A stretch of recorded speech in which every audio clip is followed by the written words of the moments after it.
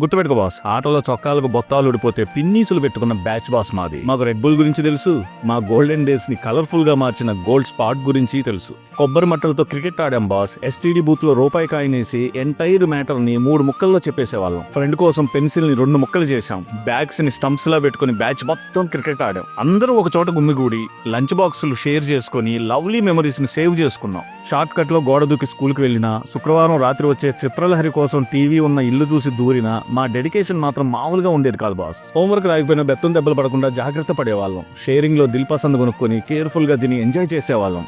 ఆ రోజులే వేరు బాస్. మా పాకెట్స్ లో మనీ తక్కువ, కానీ మా హార్ట్స్ లో హ్యాపీనెస్ ఎక్కువ. వర్షం వస్తే కాగిత పడవలు, సర్కస్ వస్తే చాటంతా అప్పడాలు, చిల్లు పడ్డ చెప్పులు, చింతపిక్క గింజలు అవన్నీ మాతో పాటు రాలేక అప్పుడెప్పుడో వాళ్ళంత దూరానే ఆగిపోయాయి. మట్టి పుట్టుకుపోయిన మా బాల్యంలో నుంచి బందికానాలోకి వచ్చి పడ్డ మాపై జ్ఞాపకాల చినుకులు పడితే చాలు నేనెప్పుడో చిన్నప్పుడు తిరిగాడిన వీధుల్లో చెప్పులు లేకుండా పరిగెట్టినంత మజా వచ్చేస్తుంది బాస్.